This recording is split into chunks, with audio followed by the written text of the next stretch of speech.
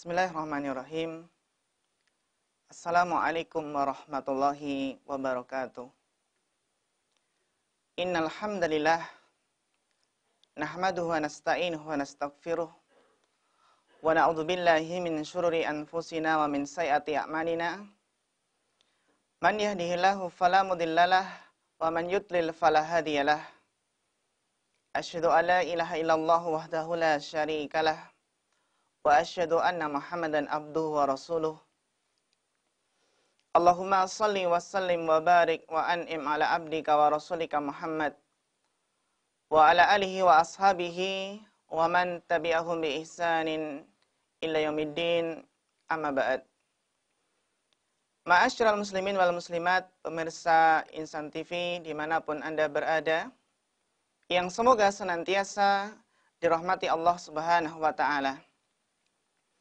Alhamdulillah, segala puji bagi Allah Subhanahu wa ta'ala yang telah memberikan begitu banyak kenikmatan kepada kita semua, yang mana pada kesempatan kali ini alhamdulillah kita masih diberikan kesempatan untuk membahas sebuah kitab dalam kajian risalah ilmu di sini, yang mudah-mudahan apa yang kita kaji pada kesempatan kali ini memberikan faedah ilmu kepada kita semua dan menjadikan kita semakin dekat dengan Allah Ta'ala, membantu kita untuk mewujudkan ketakwaan kepada Allah Subhanahu wa Ta'ala. Karena orang yang paling bahagia dalam hidupnya adalah orang yang paling bertakwa kepada Allah.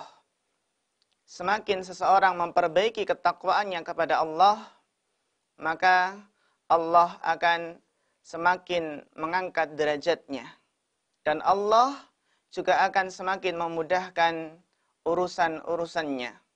Sebagaimana Allah berfirman, "Wa may yattaqillaha yaj'al lahu makhraja." Dan barang siapa yang bertakwa kepada Allah, maka Allah akan memberikan solusi. Maka Allah akan memberikan jalan keluar untuknya setiap mengalami kesulitan-kesulitan hidup. Dan untuk memperoleh derajat ketakwaan ini, maka seorang mukmin harus senantiasa semangat untuk meniti jalan ilmu, senantiasa semangat menimba ilmu, karena ilmulah yang akan menghantarkan seseorang kepada ketakwaan. Dengan ilmulah seseorang bisa membedakan antara mana yang hak dan mana yang batil. Bisa membedakan mana yang benar dan mana yang salah. Pemirsa yang dirahmati Allah Subhanahu wa ta'ala, kita akan melanjutkan kajian kita membahas kitab Saidul Khatir yang dikarang oleh Al-Imam Ibnul Jauzi rahimahullahu ta'ala. Ya, insya Allah pada kesempatan kali ini kita akan membahas sebuah judul ataupun bab yang berjudul Faslun, ya, Da'watun ila uluwil himmah. Sebuah pasal ataupun pembahasan bab, yaitu seruan agar memiliki uluwul himmah. Seruan agar kita semua memiliki cita-cita yang tinggi. Agar kita keluar dari jerat-jerat cita-cita yang rendah. Yang mana insya Allah beliau akan memberikan sebuah nasihat agar setiap muslim itu memiliki cita-cita yang tinggi.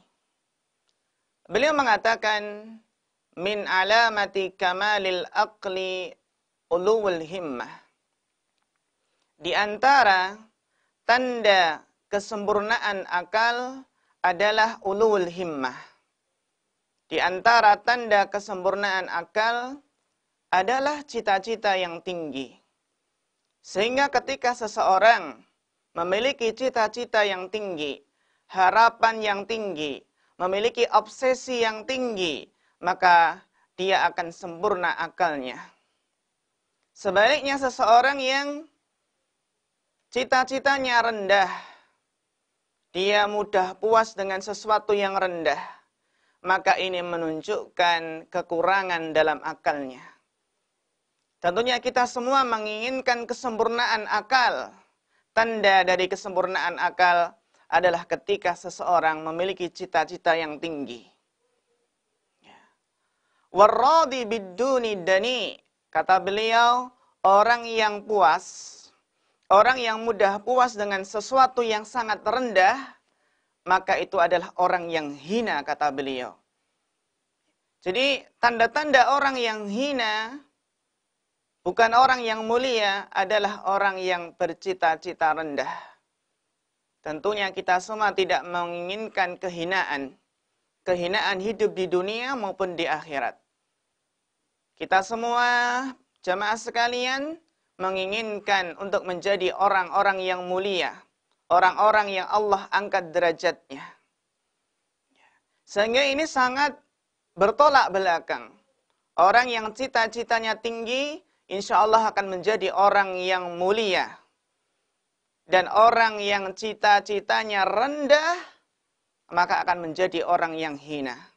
Sehingga manakah yang akan kita pilih? Menjadi orang yang mulia ataukah orang yang rendah? Tentunya di sini adalah tugas kita bagaimana menumbuhkan ulul himmah. Bagaimana menumbuhkan cita-cita yang tinggi pada diri kita. Ya insya Allah akan kita bahas di sini. Bagaimana cara menumbuhkan cita-cita yang tinggi dalam diri kita. Jamaah rahimakumullah. Kemudian beliau melanjutkan, walam ara fi uyubin nasi aiban kan naksil qadirina alat tamam.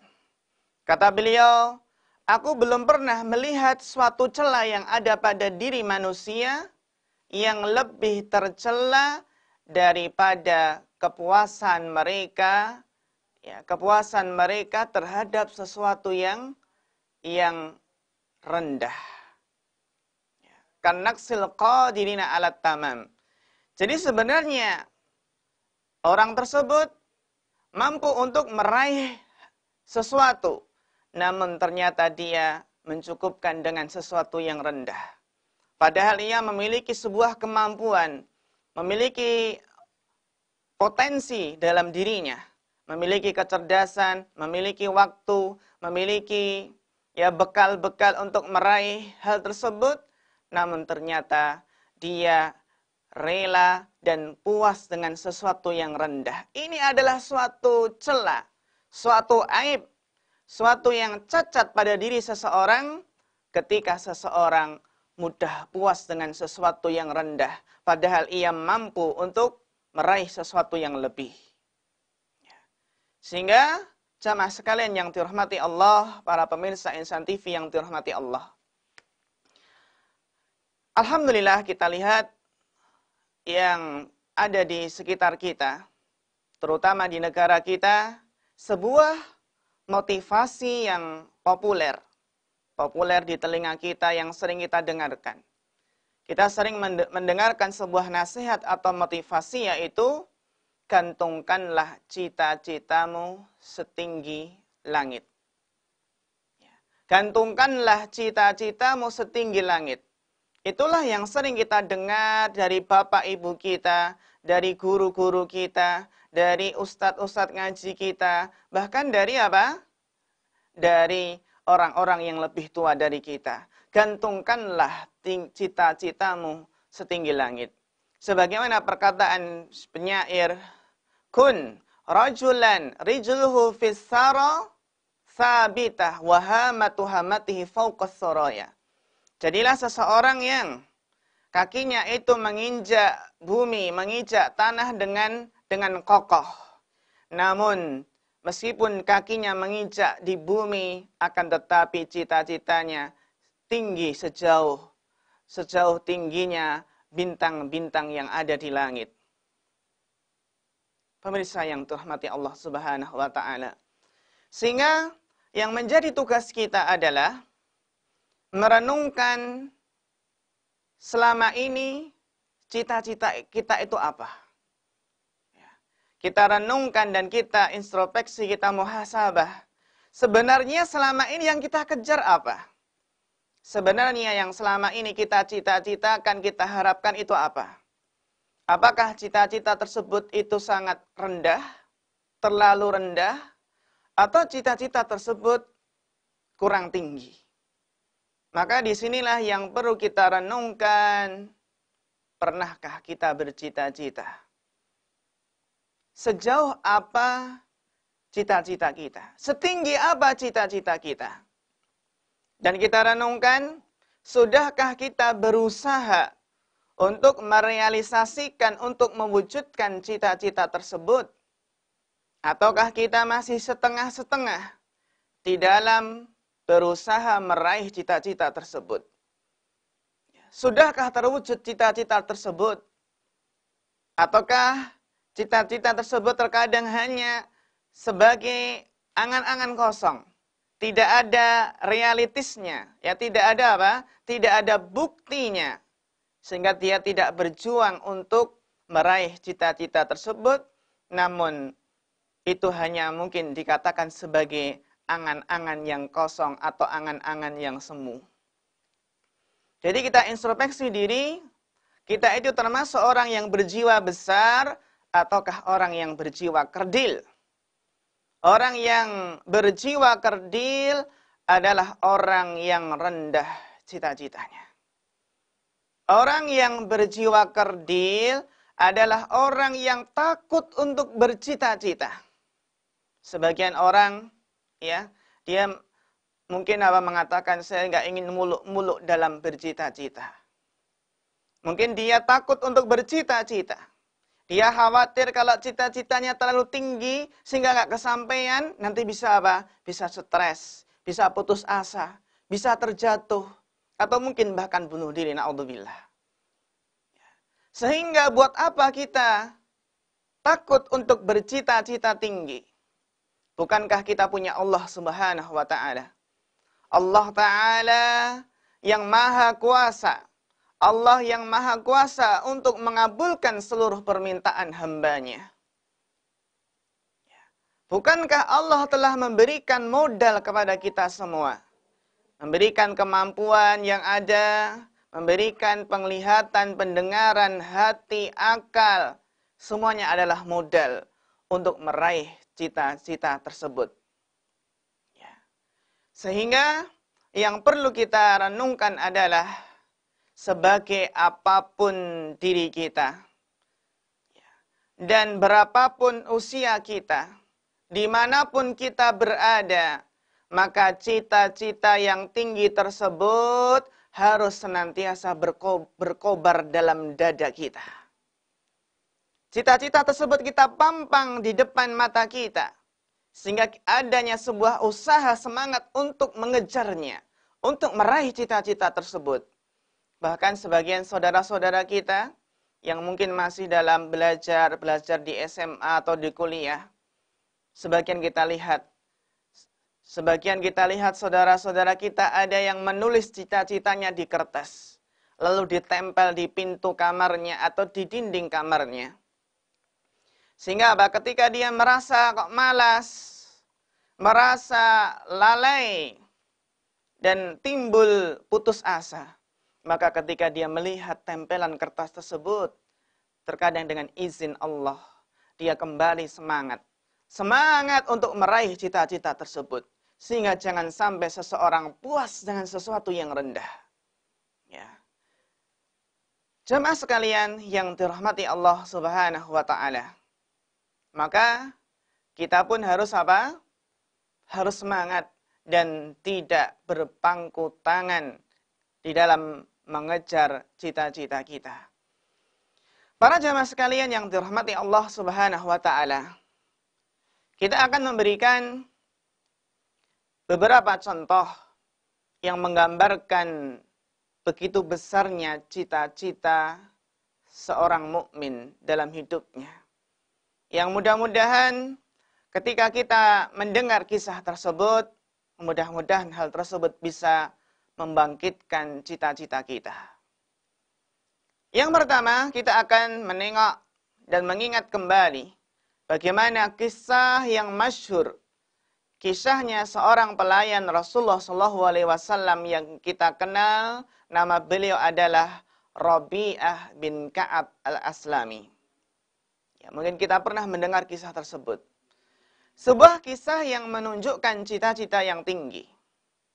Kita kenal Rabi'ah bin Ka'ab al-Aslami radhiyallahu anhu adalah seseorang yang menjadi pelayan Rasulullah SAW. Kita lihat kehidupan beliau sangatlah fakir. Bahkan beliau tidak memiliki rumah.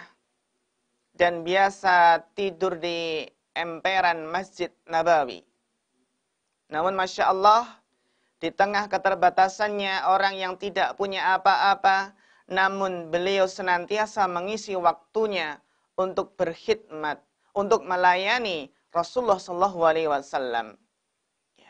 Sehingga Rabi'ah lah yang mengambilkan wudunya Rasulullah SAW, memenuhi kebutuhan Rasulullah SAW sebagai pelayan Rasulullah SAW.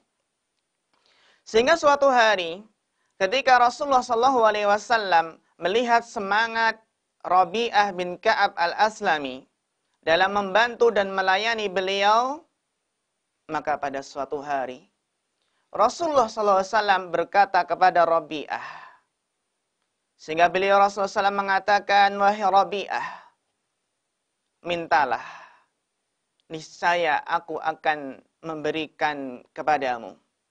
Ya. Kita lihat di sini, ketika Rasulullah melihat semangatnya Rabi'ah dalam berkhidmat kepada beliau SAW, Rasulullah memberikan tawaran, wahai Rabi'ah, mintalah. Mintalah apa saja niscaya akan aku berikan. Maka Rabi'ah dengan tenang hati, dengan berpikir dengan jernih, beliau kemudian berpikir, apakah yang akan beliau minta dari Rasulullah SAW. Beliau mulai berpikir, merenungkan apa yang diminta, apakah harta, ataukah wanita, ataukah jabatan. Namun ternyata Rabi'ah, beliau merenungi dan menyadari ternyata dunia ini adalah fana. Dunia akan cepat sirna. Dan beliau menyadari bahwasannya yang namanya rizki sudah Allah jatah di dunia ini. Sudah Allah tentukan, rizki itu sudah ada yang ngatur. Tinggal kita berusaha bagaimana maksimal di dalam menjemput rizki tersebut. Sehingga ketika Rabi'ah menyadari realita, harta, pangkat, jabatan, wanita, dunia ini yang fana, maka Rabi'ah pun menjawab dengan sebuah jawaban. Maka Rabi'ah pun meminta kepada Rasulullah dengan mengatakan, na'am ya Rasulullah. Baiklah wahai Rasulullah. As'aluka an tashfa'ali ila rabbika. Kita lihat bagaimana permintaan Rabi'ah. Rabi'ah mengatakan, as'aluka an tashfa'ali ila rabbik. Wahai Rasulullah, aku meminta kepadamu agar engkau memberikan syafaat kepadaku di sisi Rabbmu. Fayu'tiqani minan nar. Ya Rasulullah, saya minta syafaatmu ya Rasulullah. Agar Allah Ta'ala membebaskanku dari siksa api neraka.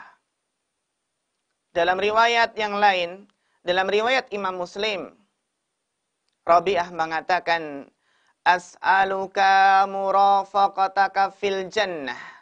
Ya Rasulullah, as'aluka murafaqataka fil jannah.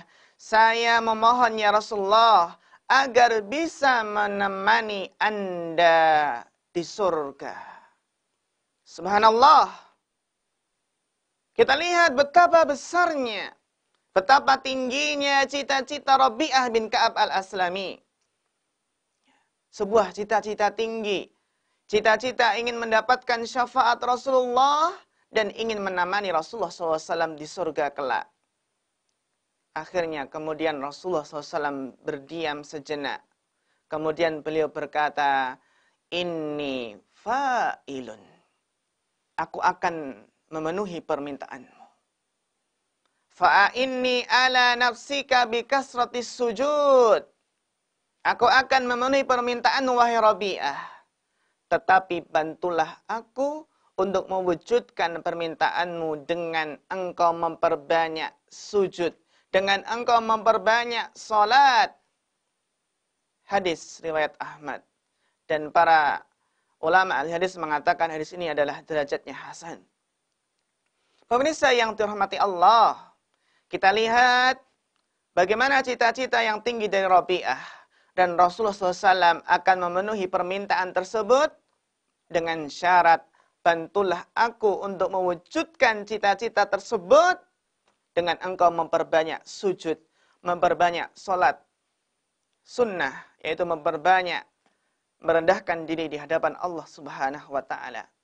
Karena ketika seseorang semakin banyak sujudnya, semakin lama sujudnya kepada Allah, semakin banyak merendahkan diri kepada Allah Subhanahu wa taala, maka Allah akan semakin mengangkat derajatnya. Inilah ya. Kalau seorang hamba, kita seorang hamba Allah yang sangat lemah, hamba Allah yang sangat bodoh, hamba Allah yang penuh dengan kekurangan. Ketika seorang hamba benar-benar merendahkan diri kepada Allah, benar-benar memperbanyak sujud, maka Allah akan semakin mengangkat derajatnya. Sebaliknya orang yang sombong, orang yang merasa dirinya pintar, orang yang merasa dirinya berilmu, orang yang tidak butuh, merasa tidak butuh kepada Allah, maka orang tersebut hakikatnya adalah orang yang hina. Semakin seorang hamba itu sombong, angkuh, dan bangga terhadap dirinya sendiri, maka Allah akan semakin menghinakan orang tersebut, orang yang sombong. Sehingga tidaklah pantas seorang hamba itu menyombongkan dirinya. Karena hakikatnya hamba tersebut adalah lemah. Karena Allah lah hakikatnya yang telah memberikan semua nikmat tadi. Kalau untuk apa disombongkan sebuah nikmat yang berasal dari Allah Subhanahu wa taala? Sehingga harus disyukuri dengan senantiasa rendah diri, dengan senantiasa merendahkan, rendah hati, tidak sombong, dan menjauhi sifat angkuh dan arogan. Jamaah yang dirahmati Allah Subhanahu wa taala. Itulah cita-cita tinggi seorang mukmin. Itu cita-cita masuk surga, dapat syafaat Rasulullah, dan terbebas dari siksa api neraka. Ya. Bebas dari siksa api neraka dan bisa menikmati keindahan surga yang penuh dengan kenikmatan. Menemani sang kekasih Rasulullah SAW di surga Firdaus Al-A'la. Jemaah yang dirahmati Allah Subhanahu wa taala, inilah cita-cita yang seharusnya kita tanamkan dalam diri kita. Cita-cita terbesar kita adalah masuk surga dan selamat dari siksa api neraka. Sebagaimana Allah berfirman, "Faman zuhziha 'anil nari wa udkhilal jannata faqad faz." Barang siapa yang Allah jauhkan dari siksa api neraka, faman zuhziha 'anil nar wa udkhilal jannah, dan Allah yang memasukkan orang tersebut ke dalam surga, faqad faz, maka orang tersebut telah sukses, orang tersebut telah berhasil. Itulah kesuksesan yang hakiki ketika kaki ini bisa menginjak surga Allah Subhanahu wa taala. Jamaah yang dirahmati Allah Subhanahu wa taala. Dan di dalam kisah Rabi'ah tadi, kita lihat bahwasanya Rasulullah SAW mengajarkan kepada Rabi'ah bahwasanya untuk memperoleh cita-cita yang tinggi, menemani Rasulullah di surga, mendapatkan syafaat Rasulullah, itu membutuhkan perjuangan. Membutuhkan sebuah sebab dan usaha. Sehingga Rasulullah mengajari kepada Rabi'ah untuk mengambil sebab. Berusaha dengan sungguh-sungguh untuk apa? Untuk memperbanyak sujud kepada Allah Subhanahu wa ta'ala. Agar bisa meraih cita-cita yang tinggi, yaitu masuk surga Firdaus. Sebagaimana Rasulullah SAW menganjurkan kepada umatnya agar memiliki cita-cita yang tinggi. Beliau bersabda, "Fa'idha sa'altumullaha fas'aluhul firdaus." Apabila kalian meminta kepada Allah, maka mintalah surga firdaus. Surga firdaus, kata Rasulullah, fa'innahu awsatul jannah wa a'lal jannah. Surga firdaus itu adalah surga yang terbaik, surga yang paling tinggi. Wa saqfuha arsyur rahman. Atapnya adalah arsy Allah Subhanahu wa taala. Yang dari surga firdaus tadilah mengalir sungai-sungai. Pemirsa yang dirahmati Allah Subhanahu wa taala. Itulah cita-cita yang tinggi, bahkan teramat tinggi. Namun cita-cita yang tinggi itu membutuhkan perjuangan, membutuhkan pengorbanan, perjuangan yang maksimal dan pengorbanan total. Cita-cita yang tinggi tidak mungkin bisa diraih dengan santai, dengan berpangku tangan dan berleha-leha. Kenapa? Surga cita-cita yang tinggi, surga sangatlah mahal harganya. Sebagaimana sabda Nabi sallallahu alaihi wasallam, "Ala inna sil'atallahi ghaliyah." Ketahuilah bahwasanya barang dagangan Allah itu sangat mahal. Ala inna sil'atallahi jannah. Dan ketahuilah bahwasanya barang dagangan Allah adalah surga, surganya Allah Subhanahu wa taala. Ini menunjukkan ketika seseorang ingin masuk surga, maka dia harus berjuang dengan jiwanya, dengan hartanya, dengan waktunya, berjuang dengan seluruh apa yang ia miliki. Sebagaimana Allah telah berfirman, "Innallaha ashtaral mu'minina anfusahum wa amwalahum bi anna lahumul jannah." Sesungguhnya Allah telah membeli Allah telah membeli dari orang-orang yang beriman diri dan harta mereka dengan memberikan balasan surga untuk mereka. Sehingga Rasulullah mengatakan kepada Rabi'ah, "Fa'inni ala nafsika bikasratis sujud." Butuh perjuangan ayuhal ikhwah. Butuh pengorbanan untuk meraih cita-cita yang tinggi, baik cita-cita yang tinggi di akhirat maupun di dunia ini. Sehingga nasihat Nabawi ini mengajarkan pada kita semua bahwasannya cita-cita yang mulia itu berbeda dengan angan-angan yang kosong.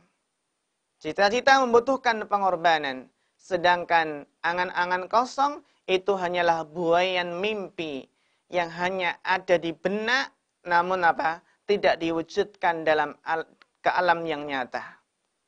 Angan-angan kosong, ya tidak ada usaha untuk meraih cita-cita tersebut. Sehingga hanya sebatas angan-angan yang semu saja. Pemirsa yang dirahmati Allah Subhanahu wa taala, itulah dia siapa?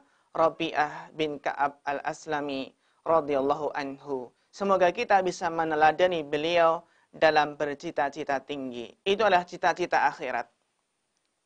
Kemudian, cita-cita yang berkaitan dengan dunia kita. Kita akan melihat bagaimana seseorang memiliki cita-cita yang tinggi berkaitan dengan kehidupannya yang ada di dunia yang fana ini. Yaitu kisah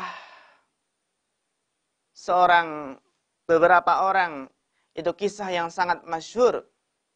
Kisah 4 orang pemuda. Itu kisahnya yang sangat masyhur yang akan barangkali bisa membangkitkan cita-cita kita semua. Yaitu kisah yang dikisahkan oleh para ulama tentang kisahnya Mus'ab bin Zubair, Abdullah bin Zubair, dan sahabat yang lainnya. Yang dikisahkan bahwasannya di suatu pagi hari, ketika matahari memancarkan benang-benang cahaya keemasan di atas Baitul Haram, di atas Baitullah, maka ada sekelompok sahabat Shallallahu Alaihi Wasallam dan tokoh tabiin, ya, sedang berbincang-bincang, ya, di dekat Ka'bah dengan bertahlil, bertakbir, dan dengan mengucapkan, melantunkan doa-doa dan zikir mereka. Mereka membentuk halakoh-halakoh, berkelompok-kelompok di sekeliling Ka'bah. Dan sebagian bercerita kepada sebagian yang lainnya bersenda gurau, namun senda gurau yang tidak mengandung dosa. Nah, di dekat rukun Yamani tersebut, duduklah 4 orang pemuda yang tampan rupawan, berasal dari keluarga yang mulia. Seakan-akan mereka adalah bagian dari perhiasan masjid. Bersih pakaiannya dan menyatu hati dan jiwanya. Keempat remaja tersebut adalah Abdullah bin Zubair dan saudaranya Mus'ab bin Zubair dan saudara lagi Urwah bin Zubair dan satunya lagi Abdul Malik bin Marwan.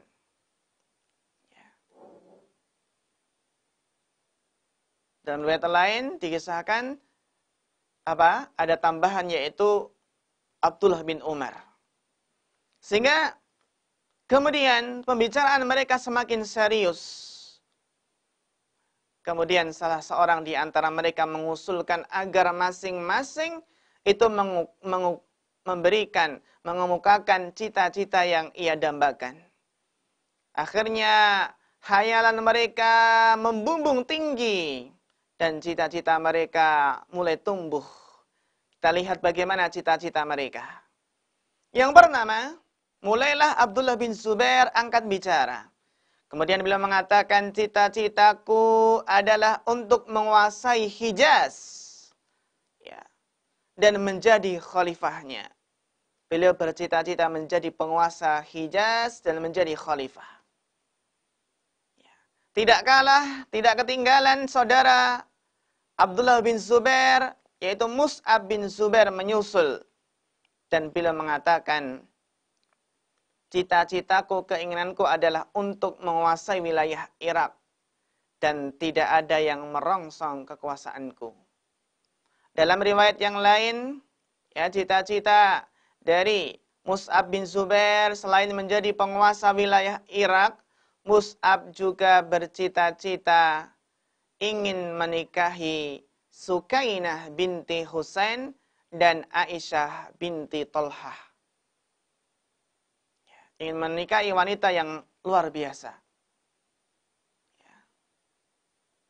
yang banyak diidamkan oleh para pemuda. Kemudian giliran Abdul Malik bin Marwan. Beliau berkata, bila kalian berdua, wahai Abdullah bin Zubair, Mus'ab bin Zubair, merasa cukup dengan itu wilayah yang hanya beberapa, maka aku tidak akan puas sebelum aku menguasai seluruh dunia dan menjadi khalifah, menguasai dunia tersebut. Cita-cita yang sangat tinggi. Kemudian Urwah bin Zubair. Sementara Urwah bin Zubair diam 1000 bahasa. Beliau tak berkata sepatah pun. Kemudian sahabatnya mendekati Urwah bin Zubair. Bagaimana dengan wahai Urwah bin Zubair, apa cita-citamu? Kemudian beliau berkata, semoga Allah memberkahi semua cita-cita dari urusan dunia kalian. Urwah bin Zubair mengatakan, aku ingin menjadi seorang yang alim, orang yang berilmu dan beramal, sehingga orang-orang akan belajar dariku dan mengambil ilmu dariku, mengambil urusan agama dariku, sehingga aku bisa masuk surga dengan mendapatkan keridhaan Allah Subhanahu wa taala. Hari demi hari berganti. Terasa cepat, akhirnya kini Abdullah bin Zubair ternyata telah dibaiat menjadi khalifah. Ya, menggantikan Yazid bin Muawiyah. Sementara dan akhirnya Abdullah bin Zubair akhirnya menjadi hakim di Hijaz, di Mesir, Yaman, Khurasan dan Irak. Ya. Sementara Mus'ab bin Zubair telah menguasai Irak dan berhasil menikahi Sukainah binti Husain dan Aisyah binti Tolhah. Adapun Malik bin Marwan maka menjadi khalifah, menjadi raja dunia terbesar pada masanya.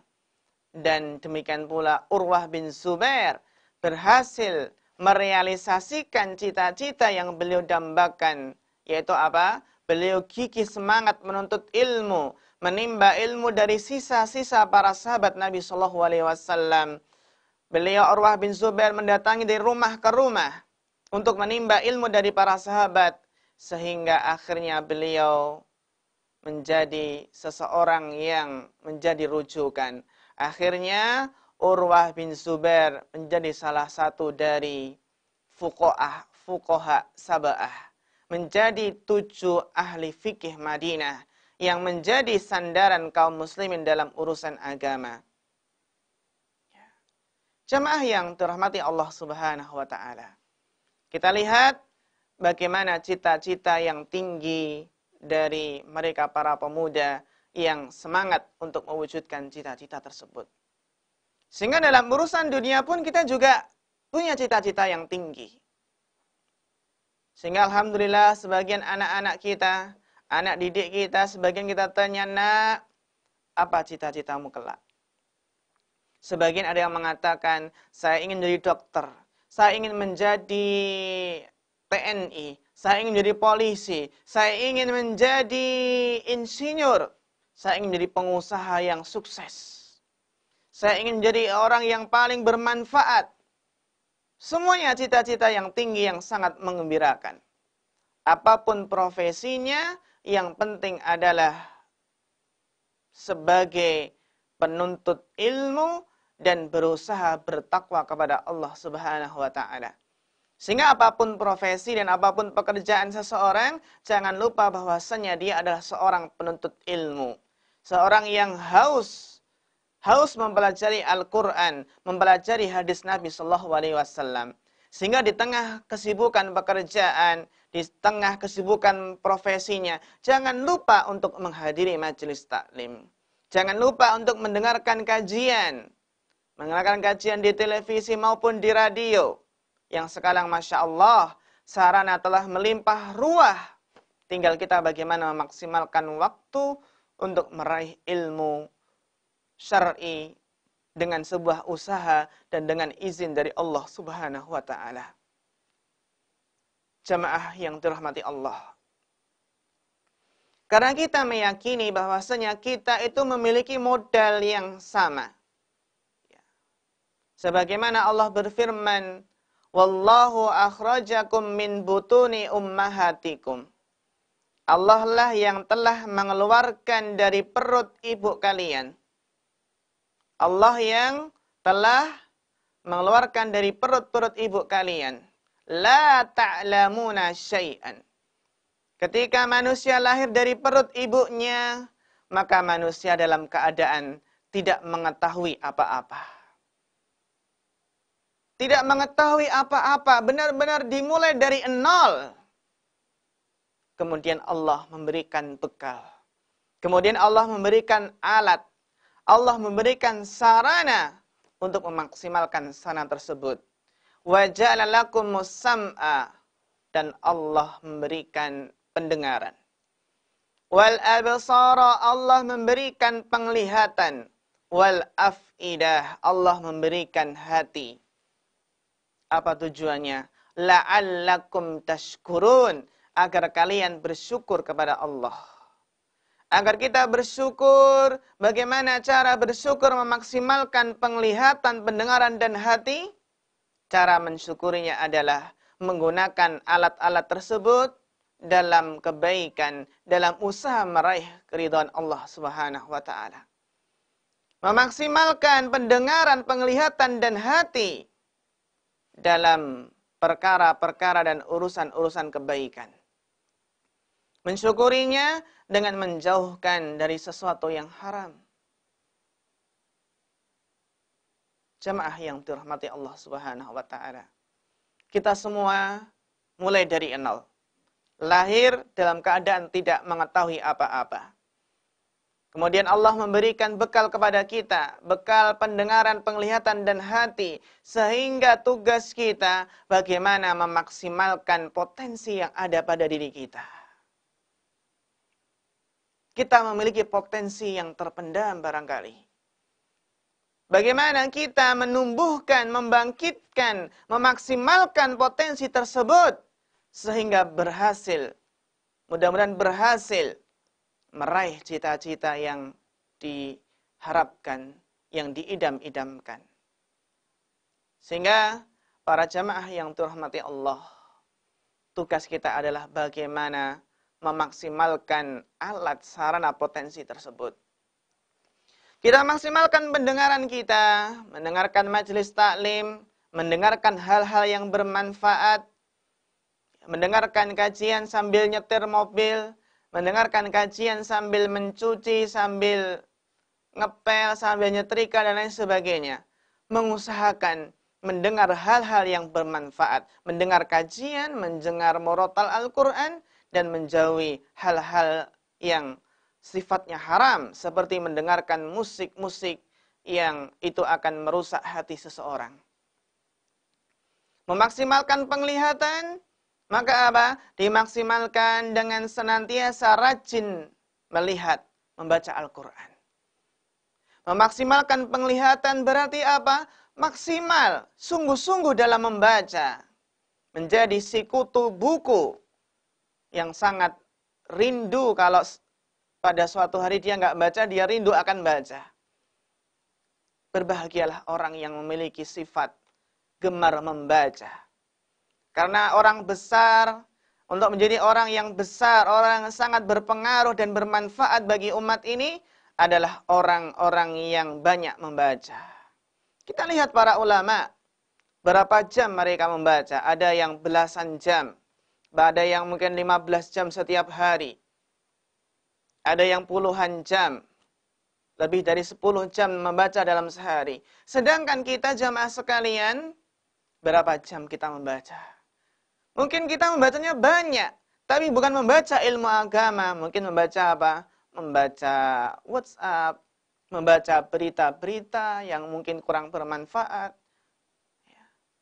Semangat membaca koran, namun tidak semangat membaca Al-Quran. Musibah. Jadi apa? Minat baca itu ada, tapi membaca yang kurang berkualitas. Kalau ingin bisa meraih cita-cita yang tinggi tersebut, maka maksimalkan pendengaran dan maksimalkan penglihatan dengan membaca hal-hal yang bermanfaat. Terutama membaca Al-Quran, membaca Al-Hadis, membaca buku-buku agama. Artikel-artikel yang bermanfaat bisa dilihat di internet, bisa dibaca di internet.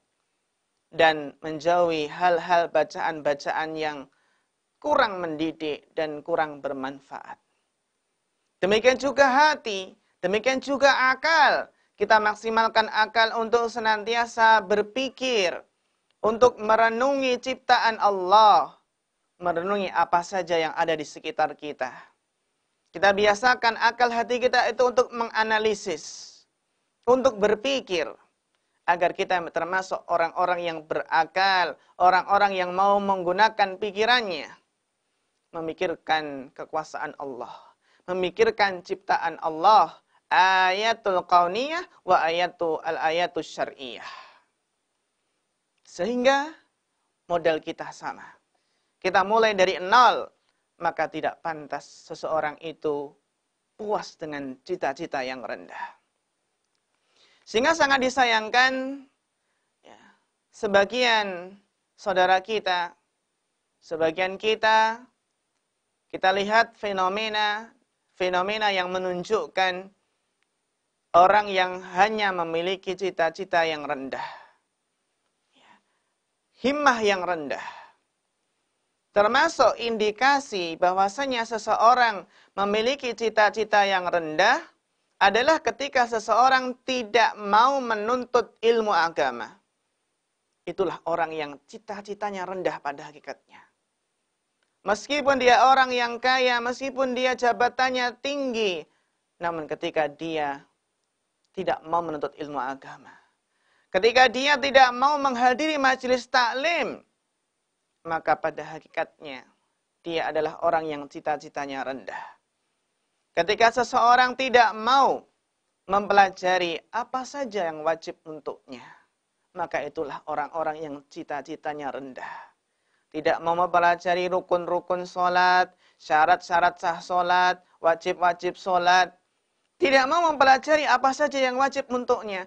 Inilah orang yang cita-citanya rendah ketika seseorang berpaling dari ilmu agama. Sehingga orang-orang yang punya himmah aliyah adalah orang-orang yang semangat menuntut ilmu. Semangat dalam belajar, mengkaji Al-Quran dan mengkaji hadis Nabi SAW. Pemirsa yang dirahmati Allah. Demikian pula fenomena cita-cita yang rendah adalah ketika seseorang menuntut ilmu, namun tujuannya bukan untuk mendapatkan manfaat dari ilmu tersebut. Tujuannya bukan untuk berdakwah. Termasuk cita-cita yang rendah adalah ketika seseorang menuntut ilmu, namun niatnya untuk mendapatkan ijazah. Niatnya hanya untuk mendapatkan ijazah semata, atau niatnya hanya ingin mendapatkan pekerjaan semata. Sungguh niat yang sangat rendah. Cita-cita yang rendah. Karena cita-cita terbesar kita dalam menuntut ilmu adalah dukhul jannah. Man salaka tariqan yaltamisu fihi ilman sahalallahu bihi tariqan ilal jannah. Barang siapa meniti jalan ilmu, maka Allah akan memudahkan jalannya menuju surga. Inilah dia cita-cita tinggi ketika menuntut ilmu, niatnya agar dimudahkan jalannya menuju surga. Cita-cita yang tinggi dalam menuntut ilmu adalah untuk meraih kebahagiaan dunia akhirat. Man yuridillahu bihi khairan yufaqihu fid din. Sebagaimana sabda Nabi, barang siapa yang Allah kehendaki kebaikan untuknya, maka Allah akan memahamkan ilmu agama kepadanya. Sehingga jangan sampai seseorang menuntut ilmu niatnya hanya untuk ijazah dan pekerjaan semata. Ini sesuatu yang rendah. Menunjukkan dia tidak punya himmah aliyah. Himmah aliyah seorang penuntut ilmu adalah dimudahkan dalam masuk surga. Pemirsa yang dirahmati Allah Subhanahu wa taala, apalagi kalau menuntut ilmu tujuannya supaya nampak hebat, bisa berdebat dengan para ulama, untuk apa? Mengalihkan perhatian orang-orang agar tertuju kepadanya. Ya. Ini cita-cita yang rendah. Demikian pula, cita-cita yang rendah terkadang juga bisa menimpa seorang dai, seorang juru dakwah. Sebagian juru dakwah seorang dai, cita-citanya rendah. Contohnya adalah, sebagaimana seorang dai akhirnya berhenti berdakwah. Takut tidak berani berdakwah. Karena dia khawatir dicap seorang yang fundamentalis. Seseorang yang ekstrim, radikal, teroris, dan sebagainya. Sehingga dia nggak mau berdakwah. Karena takut dengan celaan manusia. Padahal apa?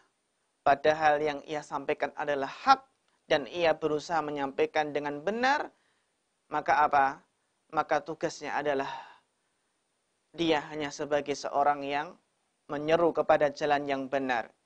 Ya. Adapun yang memberikan hidayah adalah Allah Subhanahu wa taala.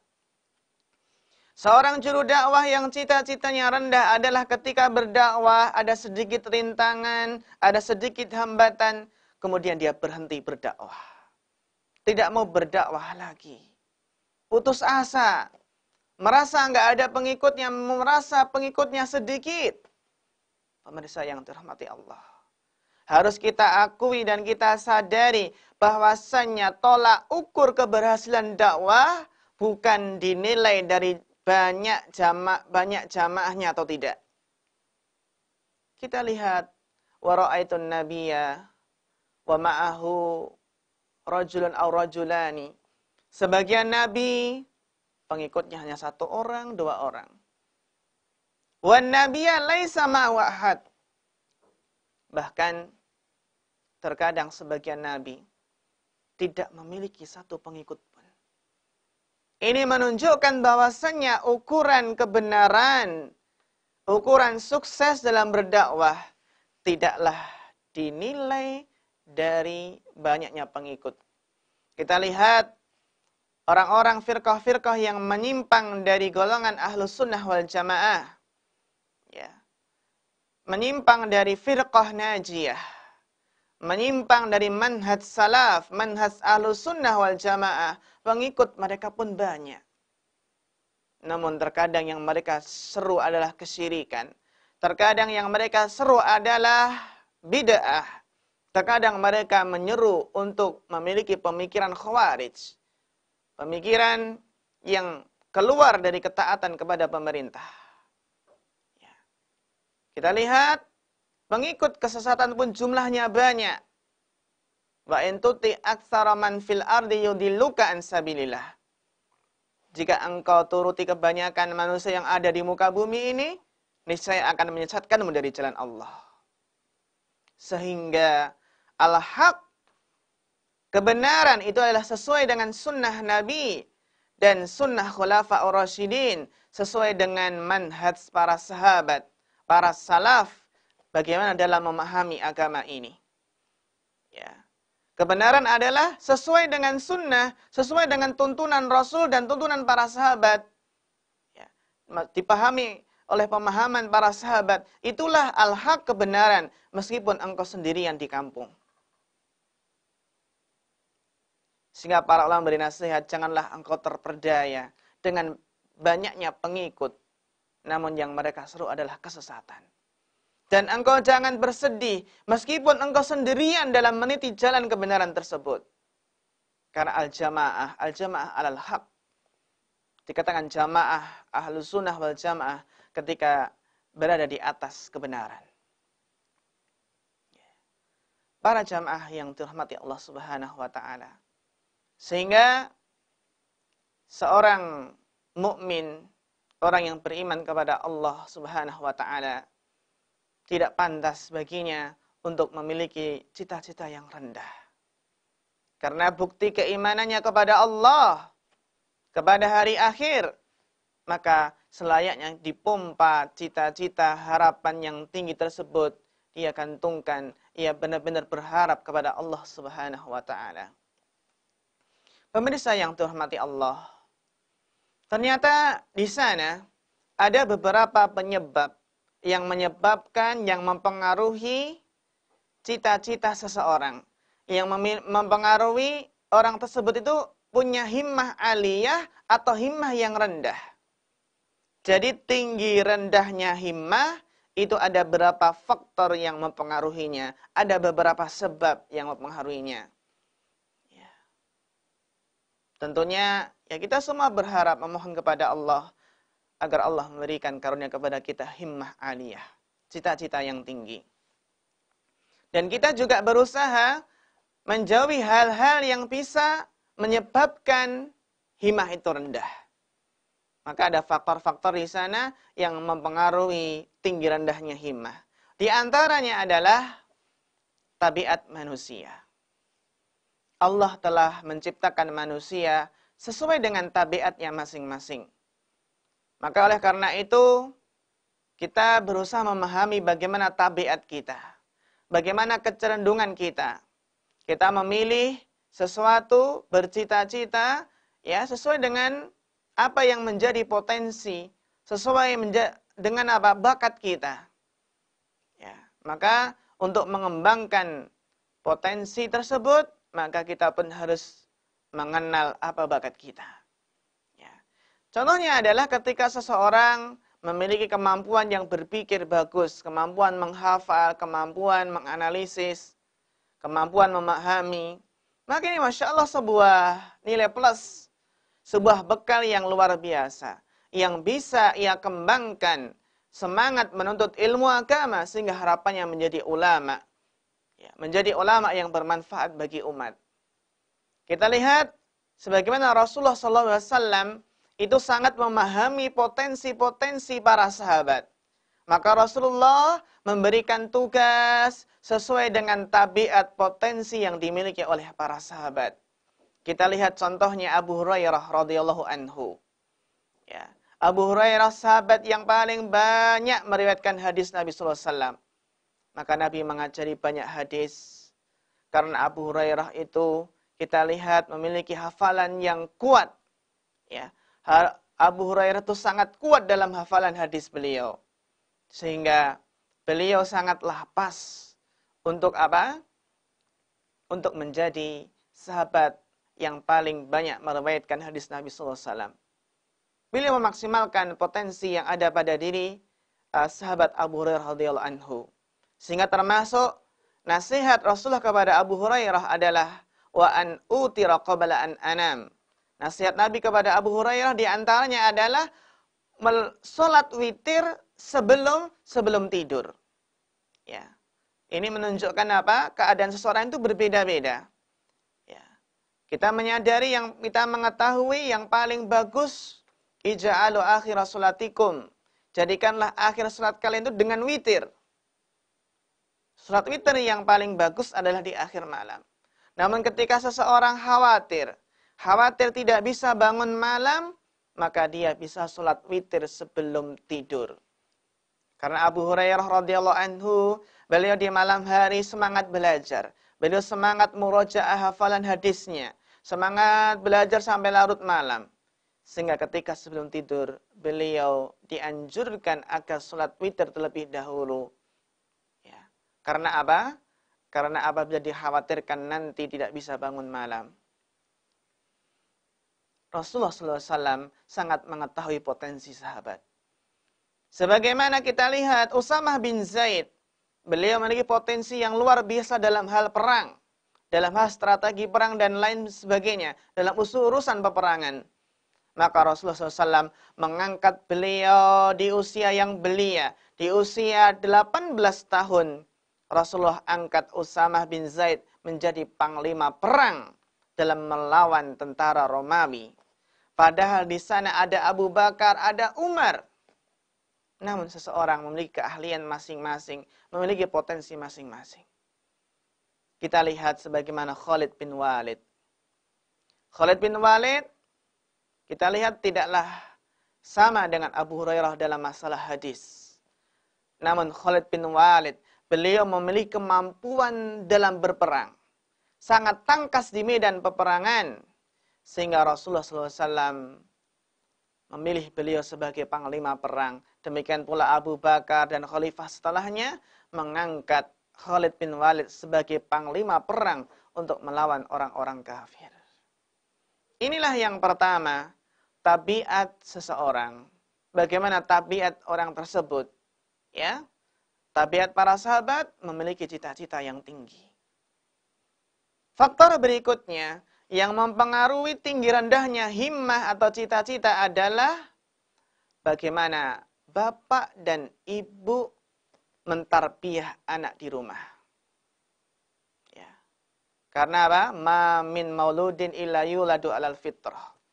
Tidak ada seorang anak pun melainkan diciptakan, ya, dilahirkan dalam keadaan fitrah. Fa abawahu yuhawidanihi aw yunassirani aw yumajjisanihi. Maka kedua orang tualah yang menjadikan dia Yahudi, Nasrani atau Majusi. Maka apa? Ketika kita melihat hadis tersebut, menunjukkan bahwasannya dalam perkara agama, maka orang tua sangat berpengaruh dalam pembinaan himmah terhadap anak-anaknya. Kalau orang tua senantiasa mengajarkan perkara-perkara yang tinggi, ya, membangkitkan cita-cita, mengajarkan keutamaan yang membangkitkan himmah aliyah, maka insya Allah anak tersebut akan terbentuk sesuai dengan didikan orang tua. Namun ketika orang tua biasa mengajarkan hal-hal yang kurang bermanfaat, hal-hal yang sia-sia, tidak berfaedah, maka apa? Maka hal tersebut bisa membentuk anak tersebut untuk menjadi apa? Anak-anak yang bercita-cita rendah. Karena terbiasa diajarkan dengan hal-hal yang kurang bermanfaat. Ya. Jamaah sekalian pemirsa Insan TV yang dirahmati Allah Subhanahu wa taala. Sehingga tugas Bapak Ibu di rumah, ya kita semua bagaimana mentarbiyah anak, ya, agar menjadi seseorang yang punya himmah aliyah, punya cita-cita yang tinggi. Terutama ibu, ya, madrasatul ula adalah tempat belajar yang pertama.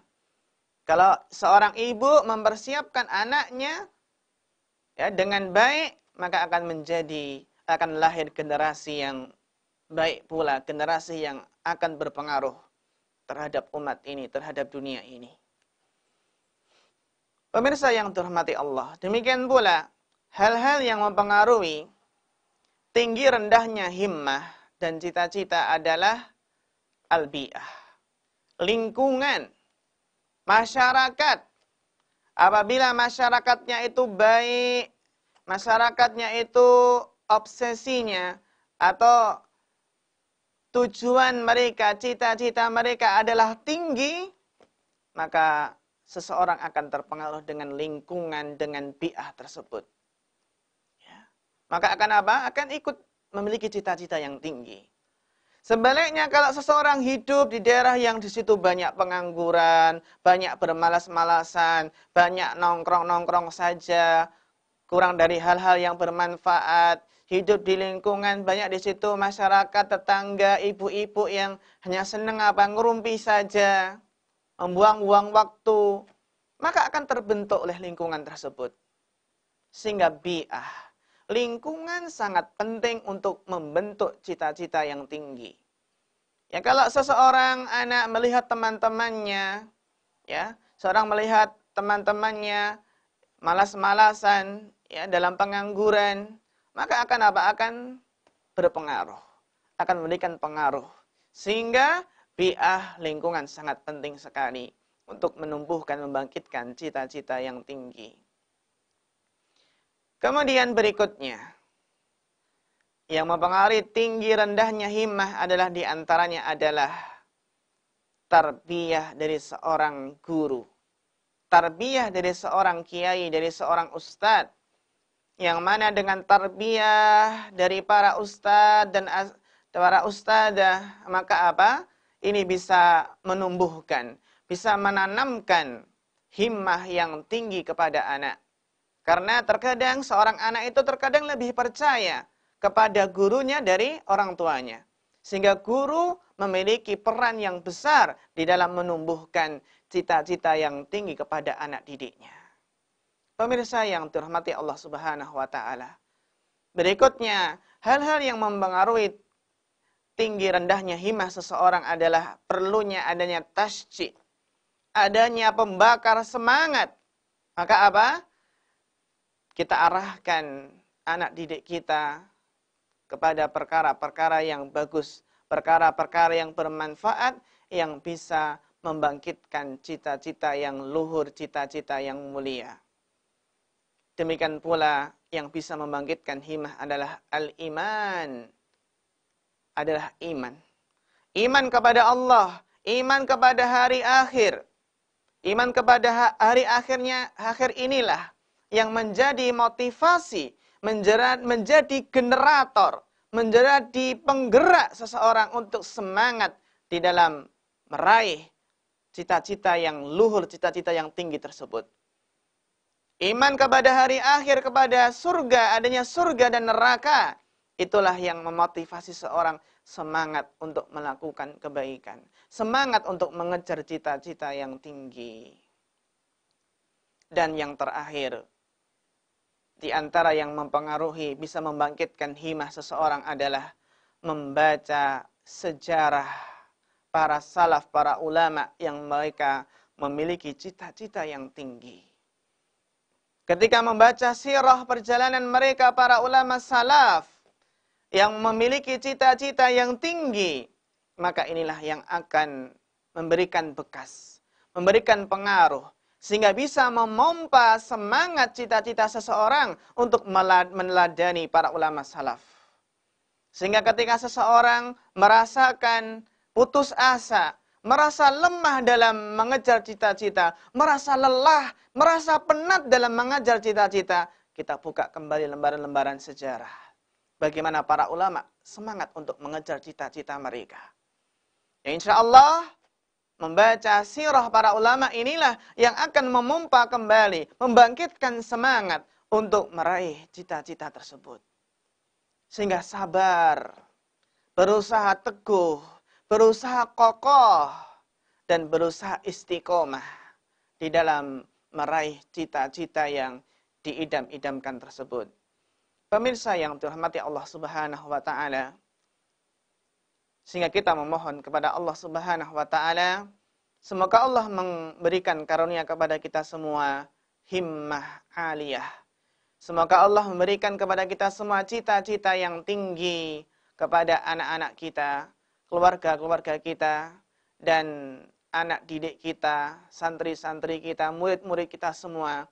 Semoga Allah memberikan himmah aliyah kepada kita, dan kita mohon kepada Allah bimbingan dan petunjuk dari Allah Subhanahu wa taala di dalam berusaha meraih cita-cita yang kita harapkan tersebut. Allah lah yang memberikan taufik, Allah lah yang memberikan bimbingan, dan Allah lah yang memberikan petunjuk dan kemudahan. Wassallallahu ala nabiyina Muhammadin wa ala alihi wa sahbihi wasallam. Demikian yang bisa kita sampaikan pada kesempatan kali ini. Mudah-mudahan bermanfaat. Ada kekurangan yang mohon maaf. Fa akhirul kalam. Wassalamualaikum warahmatullahi wabarakatuh.